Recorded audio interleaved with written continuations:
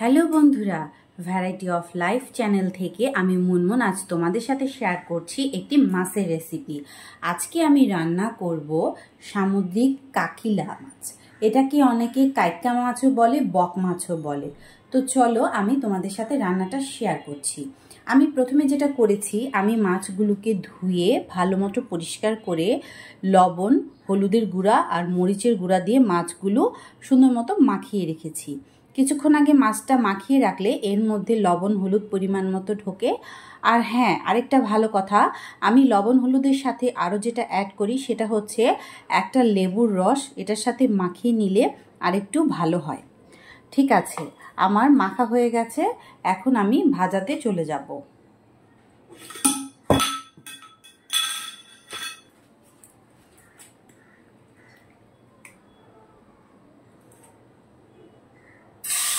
খুব সাবধানে মাছগুলো কড়াই দিতে হবে।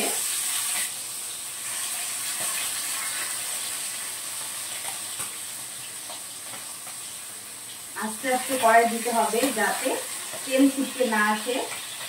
যারা নতুন রান্না করছে তাদের জন্য আমি অবশ্যই বলবো সাবধানতা অবলম্বন করতে হবে। আর হ্যাঁ, মাছটা রান্নার জন্য আমি যে উপকরণগুলো ব্যবহার করছি সেগুলো হচ্ছে, এখানে আছে পেঁয়াজ, আছে টমেটো, আছে রসুন বাটা, আর আছে একটু ধনিয়া জিরে গুঁড়ো, আছে দুটো তেজপাতা। মাছটা ভেজে তারপর আমি আসছি। দেখো বন্ধুরা, আমি মাছটাকে এইরকম লাল লাল করে ভেজে নিয়েছি। আমার সবগুলো মাছ ভাজা শেষ হয়ে গেছে। আর মাছ ভুনা করলে মাছটা একটু কড়া করে না ভাজলে খেতে স্বাদ আসে না, তাই মাছটা আমি একটু কড়া লাল লাল করে ভেজে নিয়েছি। এখন কড়াইয়ে আমার তেল দেয়া আছে, এখন আমি পেঁয়াজটা ভেজে নিচ্ছি।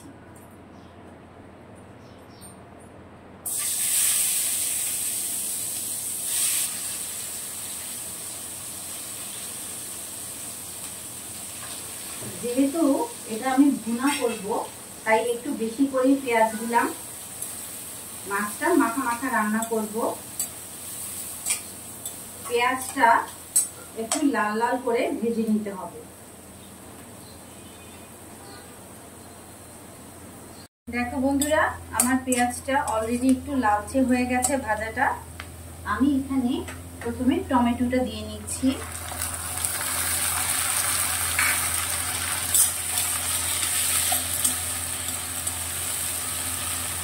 এক এক করে আমি সব উপকরণগুলো দেব। আমি দুটো তেজপাতা দিয়ে দিলাম, তারপর দিচ্ছি জিরে গুঁড়ো, 1 চামচ জিরে গুঁড়ো দিচ্ছি, বেশি দেব না। তারপর দিচ্ছি হলুদ গুঁড়ো, এখানেও 1 চামচ আর অল্প একটু হলুদ গুঁড়ো দিলাম।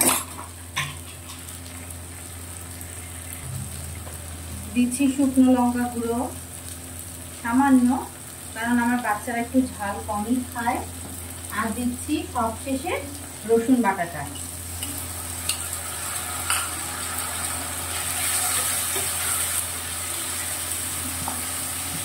আর তোমাদের একটা কথা বলেছিলাম যে আমি আমার রান্নার কাজে সবসময় গরম জলটাই ব্যবহার করি, কারণ এতে তরকারির রঙটাও ভালো থাকে আর মশলা থেকে একটা কাঁচা গন্ধ উঠে আসে না। এই সবগুলো উপকরণ একসাথে ভালো মতো কষিয়ে নিতে হবে, নেড়ে চেড়ে ভালো মতো ভাজা ভাজা করতে হবে যাতে তেলটা উপরে চলে আসে, মশলাটাও ভাজা হয়ে যায়, একটা সুন্দর গন্ধ আসে। দেখো বন্ধুরা, আমার মশলাটা কি সুন্দর ভাজা ভাজা হয়ে গেছে, চারপাশ থেকে তেল উঠেছে, পেঁয়াজ মশলা টমেটো সব ভাজা ভাজা হয়ে নরম হয়ে গেছে। এখন আমি মাছগুলো মশলার মধ্যে দিয়ে দিচ্ছি।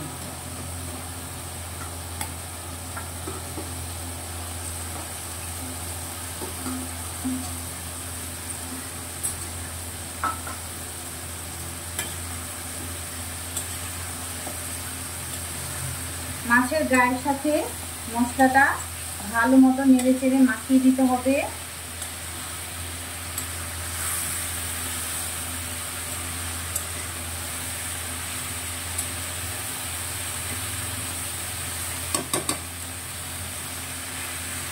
এভাবে 5 মিনিট ভাজা ভাজা করতে হবে।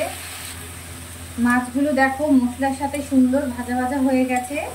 যেহেতু এটা ভুনা মাছ, আমি বেশি ঝোল দেব না, অল্প সামান্য একটু করে জল দিয়ে দেব, যাতে মাছটা ভালো মতো একটু সেদ্ধ হয় ভেতর থেকে। মাছটা আমি ভেজেই নিয়েছি, সেদ্ধ হয়ে গেছে, তারপরও যাতে মাছটা একটু ভালো মতো মশলার সাথে সুন্দর মতো সেদ্ধ হয়ে যায়, মশলাটা যেন ভালো মতো মাছের গায়ে ঢুকে যায়, লবণ সবকিছু যেন মাছের সাথে একসাথে পারফেক্ট একটা ভাব আসে। আমি সামান্য একটু করে জল দিয়ে দিলাম। এটা ফুটে উঠলে পরিবেশন করে আমি তোমাদের সাথে আসছি। দেখো বন্ধুরা, আমার বক মাছ, সামুদ্রিক কাকিলা বা কাইক্কা মাছ তোমরা যে যেটাই বলো, আমার সেই রেসিপিটা একদম সম্পূর্ণ রেডি হয়ে গেছে। আমি ভুনা ভুনা করে সুন্দর করে একটু লঙ্কা দিয়ে ডেকোরেশন করে নিয়েছি। তোমরা এটা গরম ভাতের সাথে ঝটপট খেয়ে ফেলো। আর যাদের দেখে খুব ভালো লাগছে তারা অবশ্যই আমার রেসিপিটা ফলো করে রান্নাটা করে একবার খেয়ে দেখো। আশা করি তোমাদের অবশ্যই ভালো লাগবে। আর সবাই ভালোবেসে আমার চ্যানেলটা ভ্যারাইটি অফ লাইফ সাবস্ক্রাইব করে রাখবে। ফলো, শেয়ার, কমেন্ট করতে কেউ ভুলো না বন্ধুরা।